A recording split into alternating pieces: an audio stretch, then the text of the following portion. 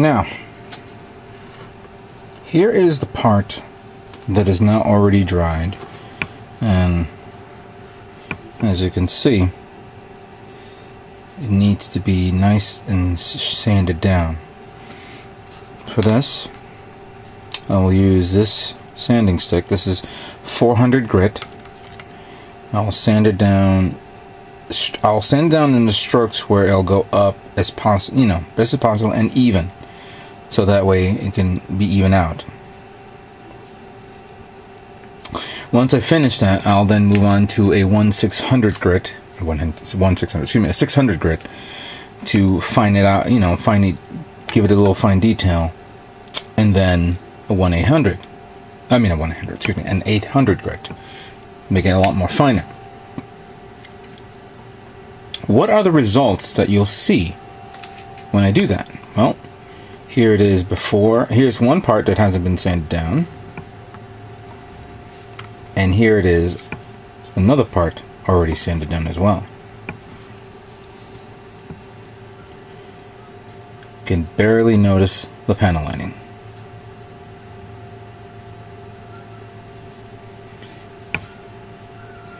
And of course, with a nice primer, you can barely see anything. However, primer is could be a double-edged sword. Sometimes it'll cover the nooks and crannies of you know, sanding, and sometimes it'll expose, and then you'll say, "Oh, great, I misposed something." This holds true with this one. So, like right here, let's see if I can. There we go. Right here, you see the seam line all the way down like that, which of course it hasn't been sanded. And here it is already sanded down, nice and smooth. This one gave me a little bit of trouble. I don't know if you guys can see this one here. The back one came out pretty well as well. Except I got that little notch there. Hopefully I can probably sand it down and keeping it even. So anyway, that's pretty much what I'm doing. So the last thing I need to do would be the feet, but we'll cover that in the next segment. The next parts that you see here are going to be the waist unit of the HeavyArms Custom. First up, how to clean up these little parts here, which makes up the trim. And one goes here, the other one goes here. I'm not going to glue these two. I'm just going to put them on so you guys can see this, but eventually I'm going to remove them so that way they can be individually painted. But according to this, then you take these two little poly caps here,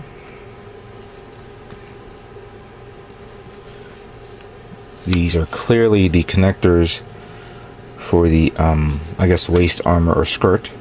This is the back skirt, so that goes here. Oops. And then I'm going to take this and put this here, and this too will not be glued. We'll definitely, I'm going to only put it partially in there. I'm not going to push it all the way, because as I was looking at the overall design, this part here, right here, this little section, which I'm going to sand down a little bit more, has to be painted a different color. So that completes this waist unit, and I'll put it off to the side. Next up are the arms. Now, I took a little effort to clean up every piece of arm that I can have, you know, every piece of part that's here. And it's there are parts of this arm that's going to be a bit tough for me to not only paint, but sand down. For the most part, we'll begin with this. No, actually no, we'll begin with this. And then this is the first flip up armored part that exposes the missiles here and here. Now, of course, this is a little weak showing off these missiles here because it's already like engraved inside the part. but you flip it down like that so you can get out of the way. Then for this one, you need to close this like this. I had to carefully review the part, making sure that I didn't have to put anything else in there. Now, I'm not closing this up because, as you could see, there are the parts here that's left over which needs to be sanded down. And I'm going to show you specific points that needs to be sanded down. Clearly here, in here, back here, on top of this, and partially here if possible. But right now, I'm going to apply a healthy amount of glue.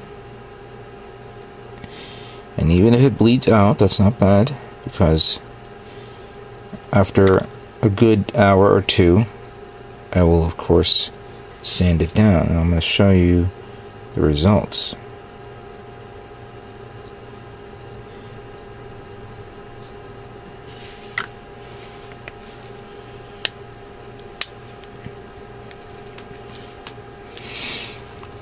Always apply pressure for good, I would say, 30 seconds, and I'm timing it now. This way it gives it enough time to for the plastic to bleed in, to adhere to the plastic. And also remember, adhesive glue is not designed to stick. It's designed impartially because to melt, because the glue pretty much eat the plastic a bit, only for a few moments, until it solidifies with both parts of the kit. That's what the whole purpose of glues are. Some glues, of course, are like a bonding, is a bonding agent, while others more of an adhesive trait. Always do research on the glues that you use, so you know what they do. All right, so I've already squeezed enough glue on this, but I'm going to just apply a small thin layer in key areas, which I know I'm going to be probably sanding down a bit more. Alright, so this part will be put to the side, and I will wait until it finishes drying. Next up is this part, and then this poly cap, which is the number Q, or the letter Q, excuse me.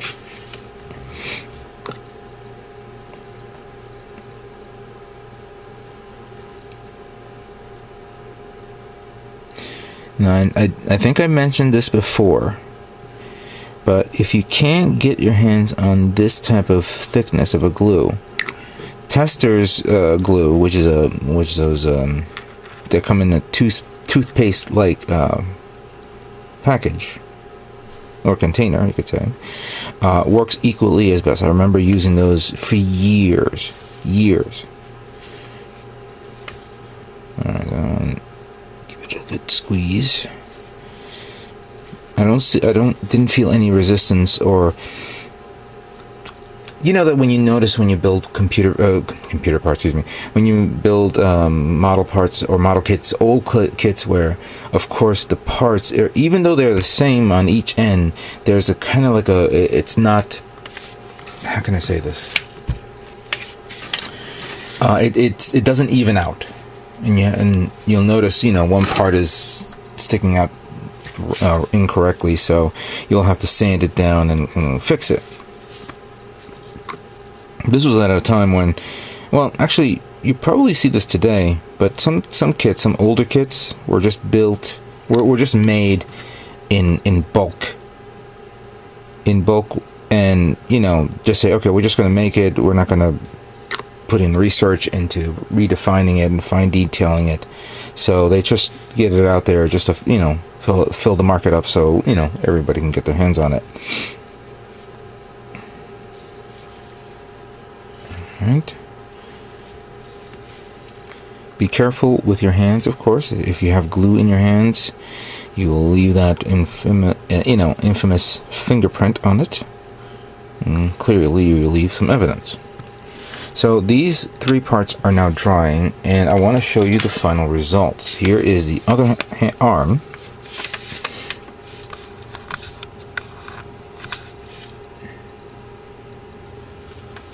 And know if you guys can see this. Yeah, like that will do it. Alright.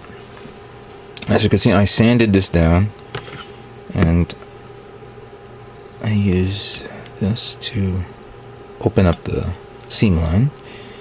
Sand it down here where you can barely even see the panel. You can see a hint of the panel line, but hopefully with the spraying of primer, I won't have that problem.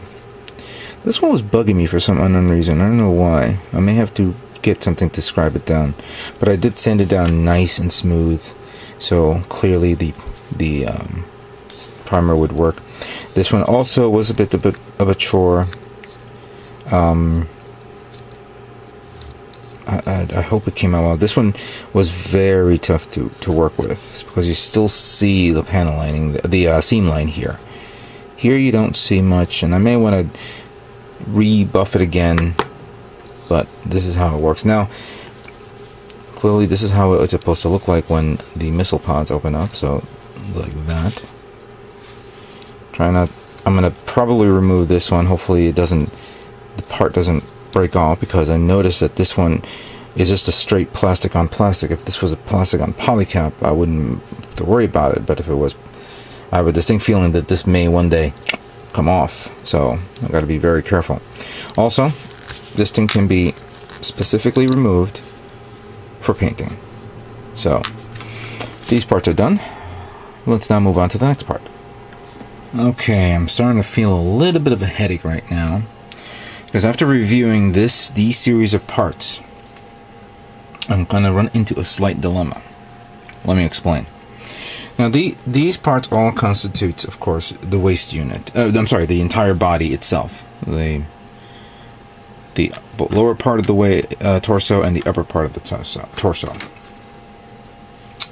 Now, this part is easy, which we will need, let me see, the letter G. And then we take this, we put this here, this polycap.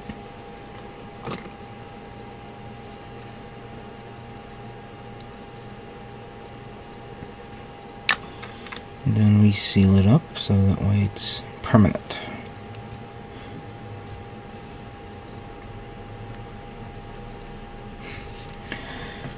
For starters, I don't mind a little bit of a panel line here. You know, leaving the seam lines there, because I'm noticing in previous master grade kits there's always like a little line in between here. That I could leave that alone. That is fine. I'll sand it down and I'll maybe even do a little etching so that way it shows. That is actually appropriate for this type of kit, if you guys all remember the other kits. But what's throwing me off is the fact that I have to put this here. Make sure this hole is in the back, and then put this one here. I don't want to do that because then it'll hinder me for painting. It'll be a bit of a chore. I'm going to say not. I'm going to not do it. I'm going to actually put a little bit here pressure, because the reason why I'm doing this a little bit, because I need to sand these two parts down.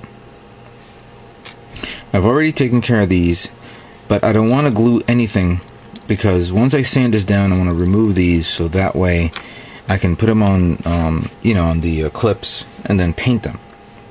Especially these, because these are actually pretty. I kind of like how they did this. It's actually, you just wrap it around this plastic like this and here, so it looks like that. And then when you close this up, it'll seal it to get permanent, so you don't have to worry about it. But I want to not do that, because clearly I want to paint these parts. This thing has to be painted, and then this part here needs to be painted as well. So I'm just going to do a little light pressure here, and taking a number 400 stick, I'll use the thinner one.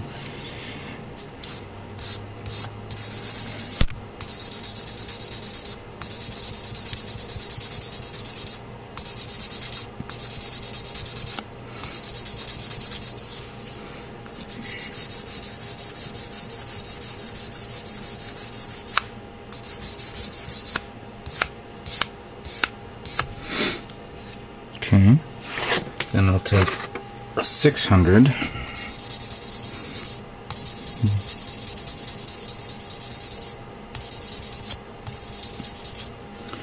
And then finally an 800.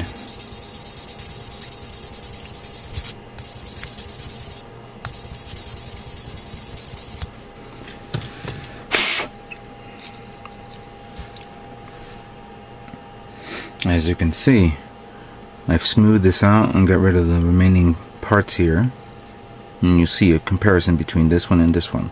I'll give it a little bit more pass here to fine it, detail it out, and then do it here as well. Once I'm, satisfied with the work, I'll just prepare them for painting.